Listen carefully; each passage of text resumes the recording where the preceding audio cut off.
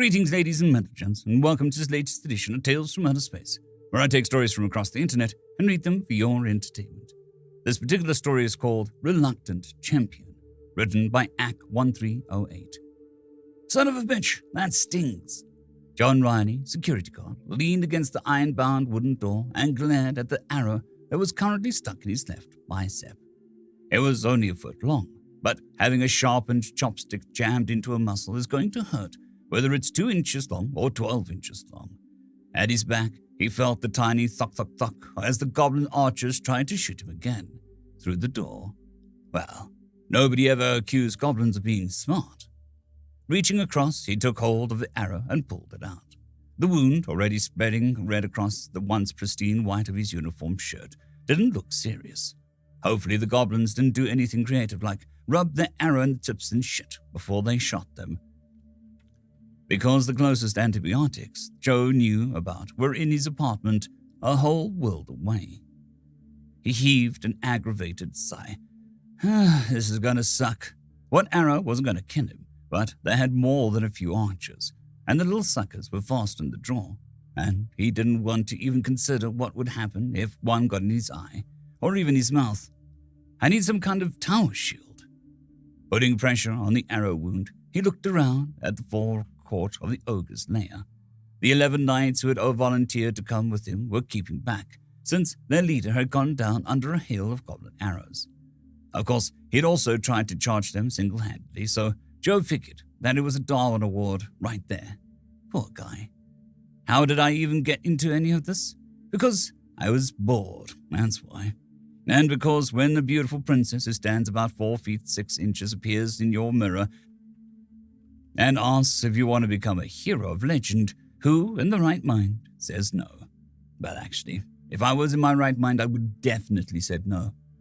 But, idiot like I was, I thought 30 years of playing D&D would prepare me for this. That and the fact that I feel lighter and stronger because of the local magic field is apparently conspiring to make me into a legendary hero, whether I like it or not.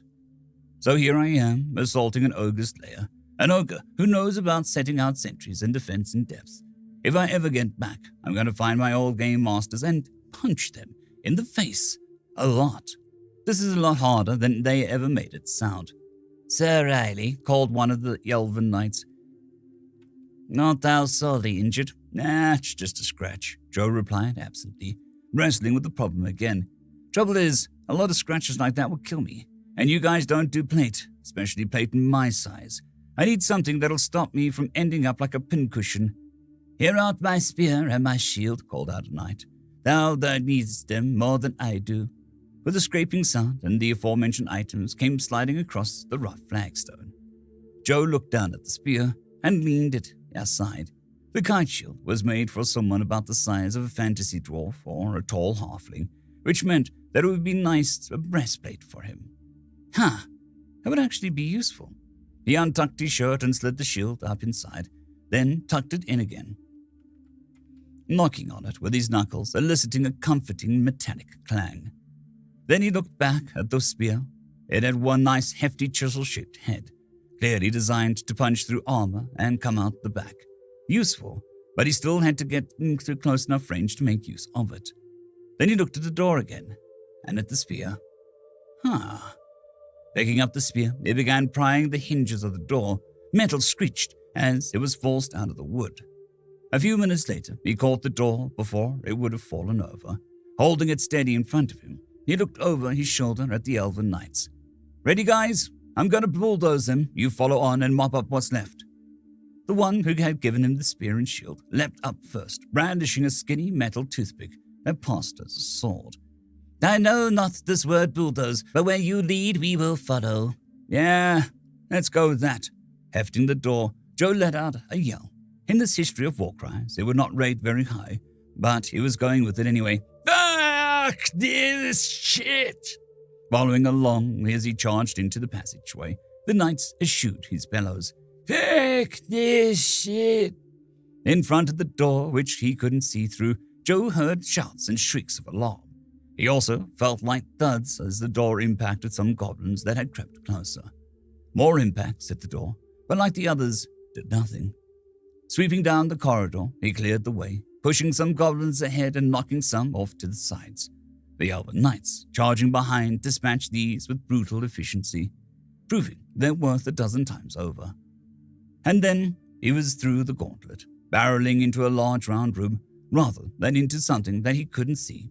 He stood and held the door to one side, just in time to frantically duck under the swing of a maul that was bigger than his head. "Whoa, shit!" he yelled, dodging to one side and tripping over the body of a goblin. He rolled frantically away from another strike that cracked the flagstone, then another. "Hey!" he yelled back. "Back off, or you'll get it!" Laughing deep and menacingly, the ogre strode after him. It was a good 7 feet tall and broad enough across the shoulders to be a problem. The other problem, it was casually hefting a big-assed maul that even Joe wasn't sure he could handle. The number of wooden pillars held up the roof in here, and Joe scrabbled behind one of them. The maul hit the pillar and smashed it sideways, but that gave Joe the chance to get to his feet. Ducking, he grabbed the pillar, which was a good 6 inches thick, and gave it a practice swing. It was light enough to handle easily.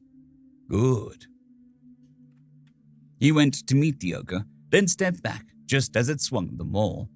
As he'd thought, it couldn't correct once this was mid-swing, and he landed a good hit on his improvised weapon on its forearm. This was supposed to make it drop the maul and make this more of an even fight. It didn't work. Well, crap. Time for plan B. The ogre came at him again, and he ducked under the swing once more, but this time he didn't try to get away. Lunging forward, he swung the length of wood up between the ogre's legs, then crash-tackled it, driving it backwards with all of his weight behind it. The already folding up due to the unexpected groin strike. Apparently ogres didn't wear cups. The huge creature went over backwards. It was stronger than him, so he didn't bother trying to hold it down and punch it in its ugly face. Its face was probably tougher than his fist anyway. So he landed on it as hard as he could to drive the weight out of it. Then he wrestled into its stomach. Putting one arm up behind its back wasn't easy, but once it had it there, it couldn't get free. "Surrender," he panted, "or I'll have one of these guys put 2 feet of steel through your head." The ogre ranted and roared and struggled, but Joe just heaved the arm ever closer to pulling the shoulder out of its socket. Eventually, it settled down and slapped its hand on the ground. Apparently surrender was a word it understood. With the ogre and the surviving goblin's prisoner, the trip back went a lot slower than the outbound one. Still, they got there in the end, bound in chains and guarded by hard-eyed elves with long, sharp spears. The ogre was paraded before the Mage Queen and then marched off to wherever he was going to be imprisoned. Joe didn't really care. "Thou hast served the kingdom well, Lord Riley," the Mage Queen lifted, her voice sounding like crystalline chimes. "Name thy reward, an estate with servants, a royal title." Joe shook his head. "I just want to go home," he said. "Maybe some money or magic item or something."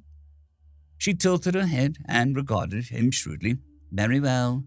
One delicate hand held out a medallion embossed with an 8-sided snowflake that was the symbol of the kingdom of Lenaria. "This will return thee to thy world. Should thee change thy mind, we will be but a wish away." Reluctantly, he took it. "Sure, but I'm not going to be answering the phone anytime soon, just so you know." "As thy will commands." She gestured, and the wounds were healed, the aches and pains gone. His uniform was once more pristine, free of blood and grime that had stained it. "Thy clothing will henceforth be impervious to all dirt, Lord Riley. Tears will mend overnight. That is my boon, thy reward." She gestured. A courtier staggered forwards with a large leather bag, which clinked dully. "Doust has earned it." "Cool, thanks." He accepted the bag, then sketched a rough bow towards the Mage Queen. "It was nice to meet you, but this is too rough for me. I like peace and quiet." Holding the medallion tightly, he concentrated on going home. A moment later, he was standing in his own apartment. Compared to the halls of the palace of the Mage Queen, it was dreary and drab. But it was his dreary and drab. Looking around, he heaved a sigh of relief. No ogres, goblins, elves, or whatever. Home. The first thing he did was shove the medallion to the back of his sock drawer. Then he opened the bag and had a look at the coins within. They were chunky and solid, and he had a suspicion that they were solid gold. There was a lot of them. Stashing the bag in the bottom of his closet, he had a shower, then heated up a meal in the microwave and spent the evening watching TV. It wasn't as good of a farewell feast in the courtyard of the palace with the dancers singing songs of his praise, but it was familiar and comfortable. Something buzzed in his bedroom, in his sock drawer. With a sinking feeling, he got up and retrieved the medallion. As soon as it was in his hand, a vision projected into his head. Lord Riley, the Mage Queen, was as beautiful as ever. Danger threatens Lanaria once more. Her dragon is burning our crops and killing our farmers. We have need of a champion. He drew a deep breath. I'm sorry, Your Majesty, but I'm out of that business. You're going to have to find someone else. She didn't even sound disappointed. As thou wishes. His sleep that night was punctuated with dreams of ogres and dragons and impossibly beautiful elves. The next day, he ran into one of his workmates as he was signing in to duty. Hey, Rob, he said casually. How's things? Man, same old, same old. Rob looked him over. You got a new haircut or going to the gym or something? I swear you look like you dropped down about 20 pounds. Joe shook his head and grinned. Nah, man. For a moment, he considered telling Rob about where he'd been, but he shook his head. There was no way anyone would believe him. Just clean living and pure thoughts. The shift was boring. Nobody bothered him, and they signed out at the end. By now, Joe's feet were beginning to ache again. He went home, heated up a meal, and watched TV. The same old shows, the same old jokes. How had he never seen how banal all of this was? When he got up to go shower, the water rattled and clanged in the pipes, then ran freezing cold. He yelped and jumped out of the cubicle, glaring at the shower head. The building superintendent, when he finally answered the door, mumbled something about the furnaces needed fixing. He was just going to have to live with it. Joe went back upstairs. He locked his front door and went into the bedroom. Item by item, he donned his uniform. Then he reached out into his sock drawer and pulled out the medallion. With the merest whisper of concentration, the Mage Queen's visage appeared before him. So, he said, tell me about this dragon. End of story. I'd quickly like to thank the T5 peeps: Cold War Boomerwaffen, Severin Cerberus, Bushmaster 177, Henry the Red, Caspar Arnholtz, Cold War Boomerwaffen, Elijah Silvercross, Dragzoon WRE, and Severin Cerberus. Thank you very much.